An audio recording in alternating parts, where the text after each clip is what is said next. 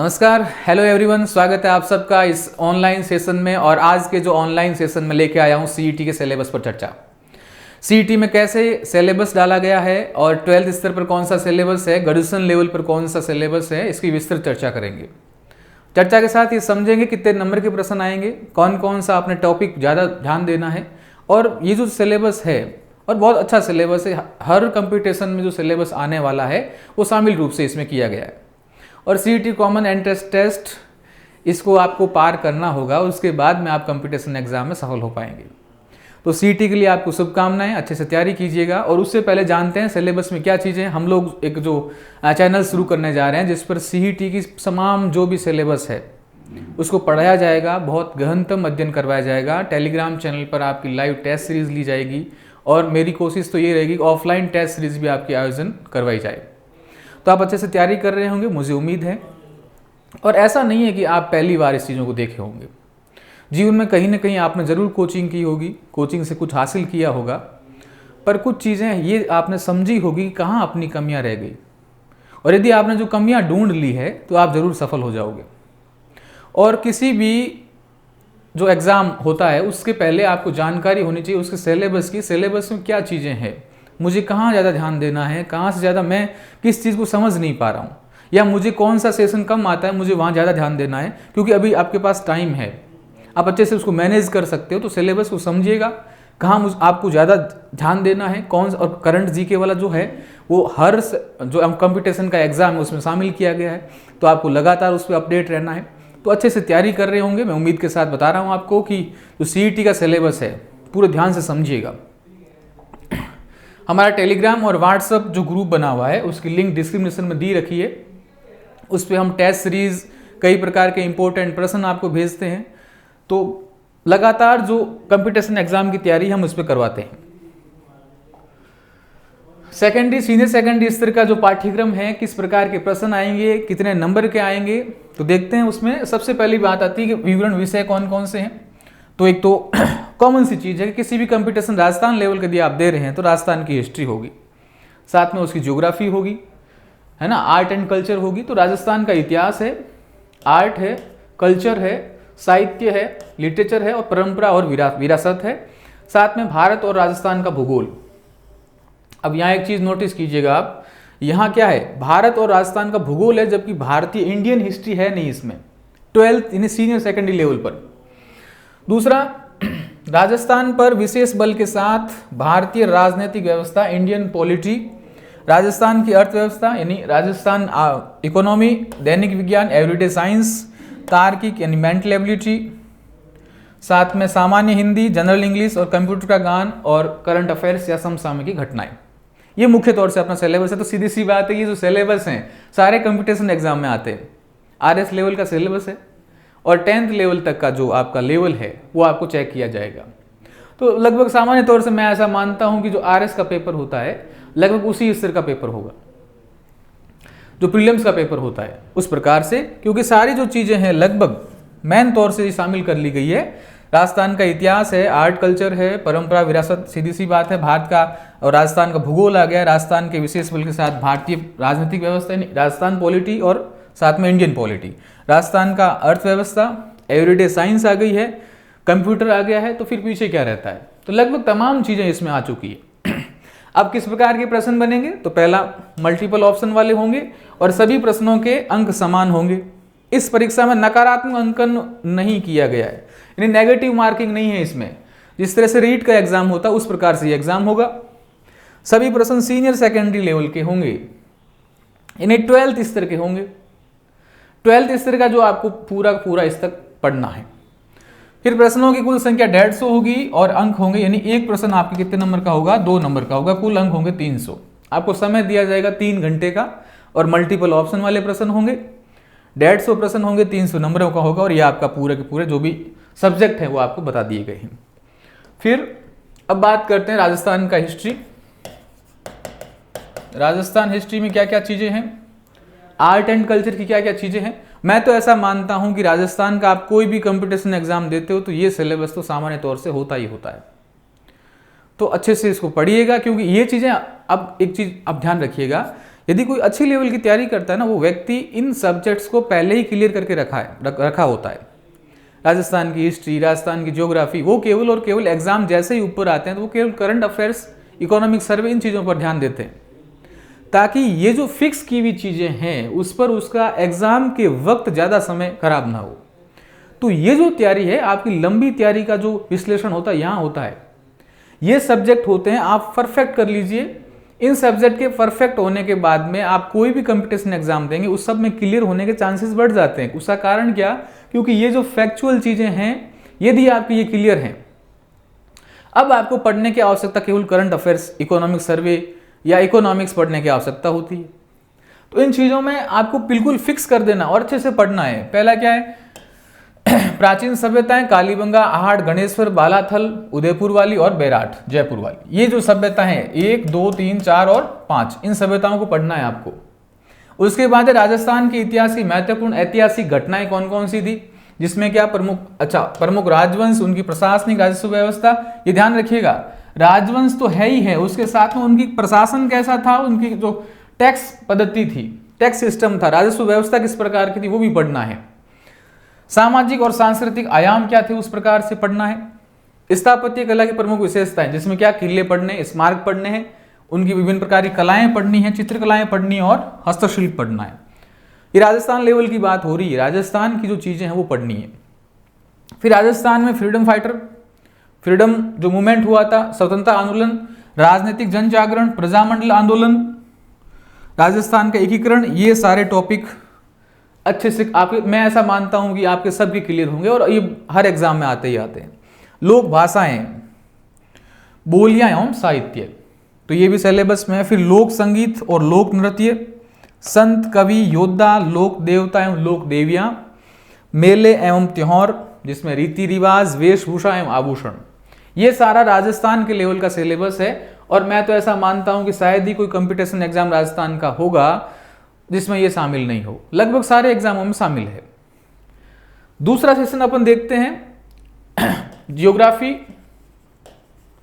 तो जियोग्राफी में सबसे पहले सीधी सी बात आती है, भारत की बात आती है, फिर राजस्थान की। तो भारत की क्या है? भारत का भौतिक स्वरूप, जिसमें कौन कौन से भौतिक स्वरूप है, प्रादेशिक विभाजन क्या क्या है, फिर पर्वत कौन से हैं, पठार कौन से हैं, मरुस्थल कौन से और मैदान कौन से हैं। फिर प्रमुख नदियां भारत की, बांध उन पर कौन से बने हुए हैं, झीलें एवं सागर। फिर आ जाओ एनवायरमेंट में, तो वन्य जीव एवं अभ्यारण्य। फिर राजस्थान के प्रमुख भौतिक स्वरूप, अभी राजस्थान की सिलेबस से शुरू हो गया है यहां से। तो राजस्थान के प्रमुख भौतिक स्वरूप, जलवायु दशाएं, वनस्पति एवं मृदाएं, नदियां, बांध एवं झीलें। तो सीधी सी बात आपको समझने लायक बात कौन सी हुई कि भारत में पर्वत, पठार, मरुस्थल एवं मैदान, नदियां, बांध, झीलें और सागर, और वन्य जीव एवं अभ्यारण्य। उसके बाद राजस्थान के प्रमुख भौतिक स्वरूप, जलवायु दशाएं, वनस्पति एवं मृदाएं, नदियां, बांध और झीलें।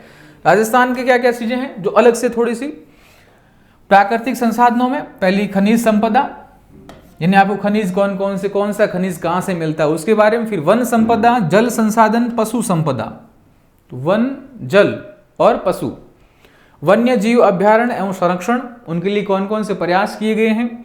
जनसंख्या, वेरी वेरी इंपॉर्टेंट वाली चीजें हैं और ये तो सबको मुझे लगता है आनी चाहिए। जनसंख्या वृद्धि, घनत्व, साक्षरता, लिंगानुपात, ये ध्यान रखिएगा। एक जनसंख्या वृद्धि, दूसरा घनत्व, तीसरा साक्षरता, लिटरेसी, और चौथा है लिंगानुपात। प्रमुख जनजातियां राजस्थान की, और राजस्थान में पर्यटन, टूरिज्म। तो ये आपके ज्योग्राफी का सिलेबस है। फिर अपन बात करते हैं राजस्थान की जो पॉलिटी और भारतीय पॉलिटी के साथ आपको मिक्स करना है। तो भारतीय संविधान की प्रकृति कैसी है, नेचर कैसा है उसका, फिर प्रस्तावना या उद्देशिका, फिर आपको मौलिक अधिकार, राज्य के नीति तत्व, डीपीएसपी और मौलिक कर्तव्य। ये तो भारत में मुख्य तौर से, और मैं ऐसा मानता हूं कि लगभग सारे एग्जाम्स में ये शामिल है। फिर राजस्थान की राजनीतिक एवं प्रशासनिक व्यवस्थाएं अच्छे से पढ़िएगा, क्योंकि ये नंबरिंग वाली, स्कोरिंग वाली होती, क्योंकि ये सामान्य तौर से सबको आता है। यदि राजस्थान के बाहर का कोई व्यक्ति एग्जाम देता है तो उसको आता है। राजस्थान वालों के लिए ये खास बात क्या, राजस्थान की राजनीतिक और प्रशासनिक व्यवस्था, फिर गवर्नर या राज्यपाल, मुख्यमंत्री, राज्य विधानसभा, उच्च न्यायालय, राजस्थान के लोक सेवा आयोग यानी आरपीएससी, आयोग वाले, आयोग का तो एक पन्ना बना दीजिए आप। आरपीएससी है, स्टेट इलेक्शन कमीशन है, राज्य निर्वाचन आयोग है, राजस्थान सूचना आयोग है, स्टेट इंफॉर्मेशन कमीशन है, राज्य मानवाधिकार ह्यूमन राइट कमीशन है, राज्य का मुख्य सचिव है, जिला प्रशासन जिला कलेक्टर है, और उसके बाद में स्थानीय स्वशासन एवं पंचायती राज, लोकल सेल्फ जो गवर्नमेंट है उसका राजस्थान का स्थानीय पंचायती राज है, सारा इसमें शामिल हो गया है। तो राजस्थान का विशेष बल पर भारत की पॉलिटी भी है, इंडियन पॉलिटी भी और राजस्थान की पॉलिटी भी है। ये मुख्य तौर से पॉलिटी का सिलेबस हुआ। फिर अपन बात करते हैं इकोनॉमी का। इकोनॉमी में राजस्थान की बात आ रही है तो राजस्थान में कृषि एवं आर्थिक विकास, इसमें प्रमुख फसलें कौन सी है, कृषि आधारित उद्योग कौन से हैं, प्रमुख सिंचाई परियोजनाएं कौन सी है, मरुभूमि विकास के संबंधित कौन कौन सी परियोजना है, जैसे मरु विकास कार्यक्रम हो गया। फिर हस्तशिल्प उद्योग, राजस्थान में जो हस्तशिल्प हैंडीक्राफ्ट इंडस्ट्रीज हैं वो कौन कौन सी है। फिर बेरोजगारी, सूखा एवं अकाल। राजस्थान की विभिन्न कल्याणकारी योजनाएं हैं। इकोनॉमिक सर्वे, मेन बेसिक ये पूरा का पूरा निर्भर किससे है, इकोनॉमिक सर्वे पर है। तो राजस्थान का इकोनॉमिक सर्वे पूरा इसमें डाला गया। महात्मा गांधी राष्ट्रीय ग्रामीण रोजगार गारंटी यानी मनरेगा योजना, विकास संस्थाएं ये अलग से दी गई मनरेगा। लघु एवं मध्यम वित्तीय संस्थाएं, राजस्थान वित्त निगम, इस प्रकार की संस्थाएं, रिको वगैरह। पंचायती राज संस्थाओं के ग्रामीण विकास में क्या क्या भूमिकाएं थी, यानी इनकी कौन कौन सी योजनाएं थी। राजस्थान के औद्योगिक विकास के लिए प्रमुख उद्योग, औद्योगिक क्षेत्र, लघु कुटीर एवं ग्रामोद्योग, जैसे खादी है, ग्रामोद्योग उद्योग है, ये सारे इसमें। सौर ऊर्जा अलग से। राजस्थान में ऊर्जा के विभिन्न स्रोत कौन कौन से हैं, जैसे जल विद्युत, तापीय अणु एवं पवन एवं सौर ऊर्जा।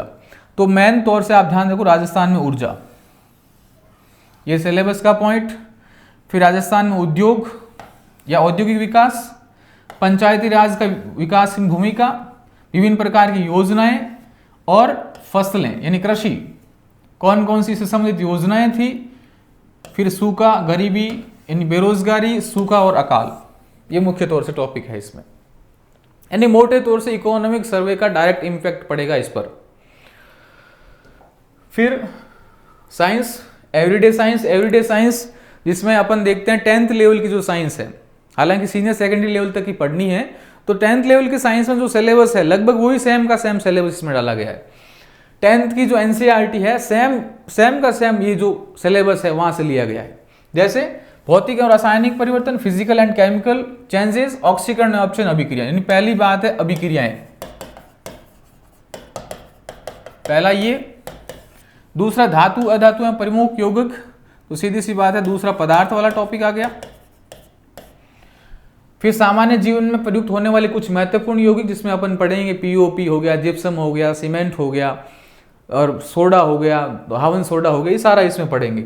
फिर कार्बन है, कार्बन के महत्वपूर्ण यौगिक, हाइड्रोकार्बन, कार्बन के अपरूप, क्लोरोफ्लोरोकार्बन, फ्रियोन, सीएनजी और बहुलक, यानी सीधी सी बात है ये जो मोटे तौर पर केमिस्ट्री वाले टॉपिक है, ये पूरे के पूरे ये केमिस्ट्री है, रसायन विज्ञान है। और फिर उसके बाद में साबुन एवं अपमार्जक भी है इसमें। यानी मोटे तौर से केमिस्ट्री के टॉपिक में आप देखिएगा जो 10th का सिलेबस है वो सेम का सेम उठा के इसमें डाल दिया गया है। फिर प्रकाश, फिजिक्स की बात आई है, यानी भौतिक विज्ञान। भौतिक विज्ञान में एक तो प्रकाश वाला टॉपिक है। प्रकाश के अंदर सीधी सी बात है प्रकाश का परावर्तन हो गया, अपवर्तन हो गया, उनके नियम हो गया, वर्ण विक्षेपण हो गया, लेंस हो गया और दृष्टि दोष यानी आंख हो गई। फिर अंतरिक्ष एवं सूचना प्रौद्योगिकी यानी टेक्नोलॉजी वाले टॉपिक, बायोलॉजी इसके बाद में है। अंतरिक्ष अनुसंधान कार्यक्रम कौन कौन से इसरो से अपन को शुरू करना है, कौन कौन से लॉन्च किए गए हैं वो सारा इसमें पढ़ना है। सूचना प्रौद्योगिकी, इंफॉर्मेशन टेक्नोलॉजी, कंप्यूटर से संबंधित जो जानकारी है वो भी अपन को पढ़नी है, किस प्रकार से काम करता है सूचना प्रौद्योगिकी। आनुवांशिकता से संबंधित सामान्य शब्दावलियां कौन कौन सी है, यानी आनुवांशिकता वाला पूरा टॉपिक है। मेडल से लगाकर गुणसूत्र से लगाकर वो सारा टॉपिक इसमें शामिल है। इसमें क्या क्या है, आनुवांशिकी संबंधित सामान्य शब्दावलियां, मेडल के आनुवांशिकता के नियम, गुणसूत्रों की संरचना, न्यूक्लिक एसिड, प्रोटीन संश्लेषण का सेंट्रल डोगमा सिद्धांत यानी केंद्रीय सिद्धांत, मनुष्य में लिंग निर्धारण यानी सेक्स डिटर्मिनेशन इन ह्यूमन, ये सारा सिलेबस है टेक्नोलॉजी वाला। फिर एनवायरमेंट में पर्यावरण अध्ययन, एनवायरमेंट स्टडी में पारिस्थितिकी तंत्र कौन कौन सा है, पारिस्थितिकी तंत्र के जैविक घटक कौन कौन से हैं, पारिस्थितिकी तंत्र में एनर्जी का फ्लो कैसे होता है, जैव भू रासायनिक चक्र जिसमें कार्बन चक्र, जल चक्र, ये सारा नाइट्रोजन चक्र वगैरह इसमें पढ़ने हैं। फिर जैव प्रौद्योगिकी की सामान्य जानकारी यानी बायोटेक्नोलॉजी, टेक्नोलॉजी और है ये बायोटेक्नोलॉजी, बायोटेक है जिसमें पेटेंट, जैव पेटेंट यानी बायो पेटेंट, नई पादप की किस्मों का परिवर्धन, डेवलपमेंट ऑफ न्यू ट्रांसजेनिक जीव एवं पराजेनिक जीव, ये बायोटेक्नोलॉजी वाला टॉपिक है। फिर जंतुओं का आर्थिक महत्व, इकोनॉमिक इंपॉर्टेंस ऑफ एनिमल्स, जैसे मधुमक्खी हो गया है ना, लाख हो गया, इनका क्या क्या इंपॉर्टेंस है, जंतुओं का आर्थिक महत्व। जैसे भेड़ होगी, भेड़ का आर्थिक महत्व क्या, ऊन प्राप्त करते हैं, मधुमक्खी है तो उससे शहद प्राप्त करते हैं, है ना, रेशम कीट है।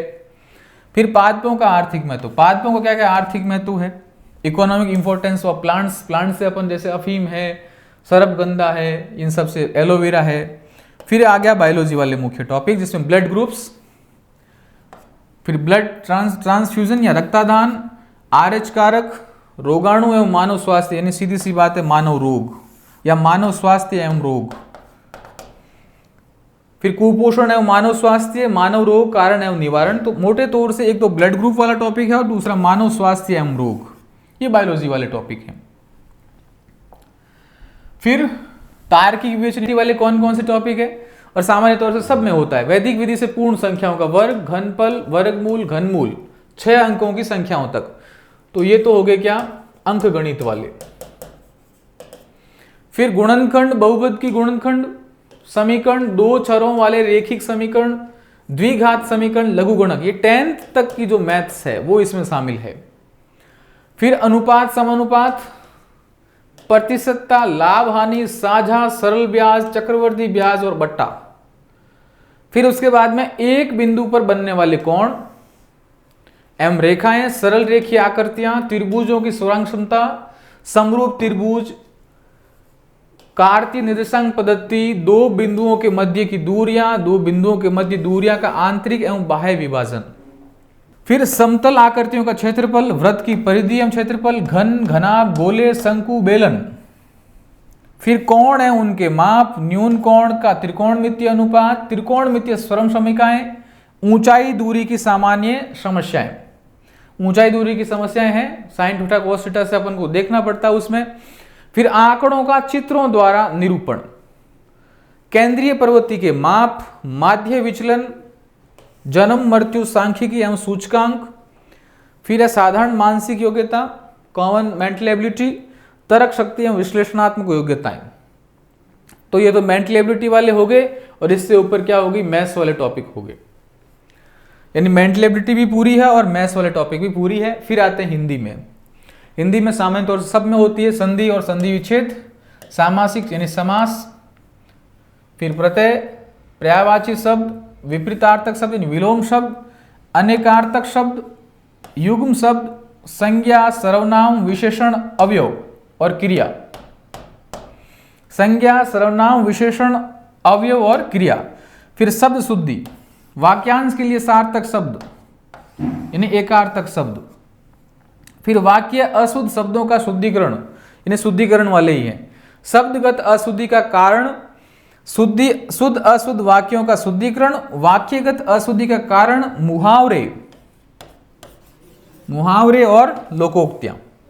फिर अंग्रेजी परिभाषा वाले, जैसे अपन को कोई अंग्रेजी में कोई स्पेलिंग दे दिया और उसमें हिंदी में क्या कहते हैं, या हिंदी का शब्द दे दिया और उसमें इंग्लिश में क्या कहते हैं, तो अंग्रेजी की परिभाषिक शब्दवालियां, शब्दों के समार्थक हिंदी शब्द। फिर कार्यालय पत्रों से संबंधित ज्ञान, ये तो हो गई हिंदी।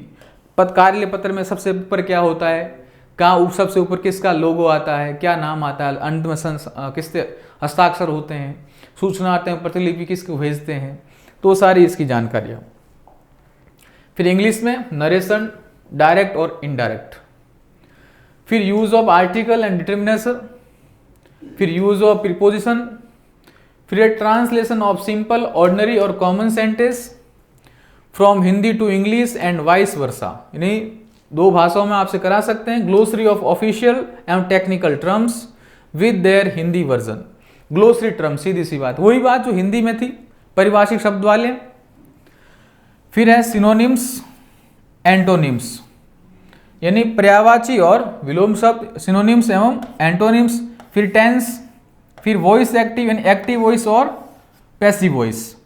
फिर वन वर्ड सब्स्टिट्यूशन पैसेज आएगा।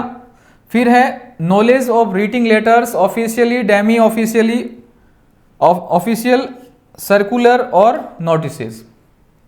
वो सारी चीजें जो हिंदी में थी, जिसमें क्या था, पत्र लेखन वगैरह था, तो इसमें क्या है, कार्यालय पत्र ऑफिशियली लेटर, डेमी ऑफिशियली अर्धशासकीय पत्र, सर्कुलर, फिर नोटिसेस यानी सूचना, परिपत्र, सर्कुलर या परिपत्र। तो ये सारे इसमें जो हिंदी में है वो वे सेम के सेम इसमें इंग्लिश में भी डाले गए। फिर कंप्यूटर, कंप्यूटर भी है इसमें। कंप्यूटर में सबसे पहले है कैरेक्टरिस्टिक ऑफ कंप्यूटर, कंप्यूटर की विशेषताएं क्या क्या है, उसके गुण क्या क्या है। फिर computer organisation include RAM, ROM, file system, input और आउटपुट डिवाइसेस। तो रैम है, रोम है, फाइल सिस्टम है, इनपुट है, आउटपुट डिवाइसेस हैं। फिर है MS Office, exposure of Word, Excel, spreadsheet, PowerPoint, ये तो कंप्यूटर का हो गया। तो कंप्यूटर में एक तो कैरेक्टर है, दूसरा कंप्यूटर की जो ऑर्गेनाइजेशन है, और तीसरा एमएस ऑफिस है। फिर समसामयिक की घटनाएं, करंट अफेयर्स में कौन कौन सी चीजें पढ़नी, राजस्थान का करंट पढ़ना है, इंडियन पढ़ना है और इंटरनेशनल पढ़ना है। फिर वर्तमान में चर्चित व्यक्ति कौन से हैं, स्थान कौन से और संस्थाएं कौन से, इंस्टीट्यूशन कौन से हैं, खेल और खेलकूद संबंधित गतिविधियां, ये तो करंट की बात हो गई। तो मोटे तौर से अपने सिलेबस डिस्क्रिप्शन किया, जिसमें मोटे मोटे तौर पे आपके सब्जेक्ट देख लीजिए आप एक बार। मैंने आपको शुरू में ही बता दिया था, देखिए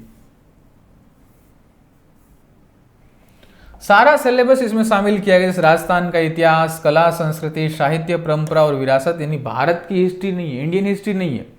उसके अलावा राजस्थान की ज्योग्राफी है, इंडियन ज्योग्राफी है। फिर इकोनॉमिक्स है राजस्थान की। फिर राजस्थान की जो पॉलिटी है वो भी इंडियन पॉलिटी के साथ साथ, फिर एवरीडे साइंस है, मेंटल एबिलिटी है, मैथ्स है, सामान्य हिंदी है, इंग्लिश है, कंप्यूटर है और करंट अफेयर्स है। तो मोटे मोटे तौर से मैंने आपको सिलेबस बता दिया है, आपको किस तरह से तैयारी करनी है, कैसे समझना है। उम्मीद करता हूं आप अच्छे से इसको मेहनत से समझेंगे, और हमारा ये प्रयास रहेगा कि ऑनलाइन आपको सारा का सारा सिलेबस का जो महत्वपूर्ण गहराई से करवाया गया अध्ययन आपको प्रोवाइड करवाएं। हम अच्छे से मेहनत करेंगे, उम्मीद है आपका भी ढेर सारा हमें प्यार मिलेगा। इस सिलेबस को आपने देखा, अच्छे से समझा इसको, उसके लिए आपका शुक्रिया।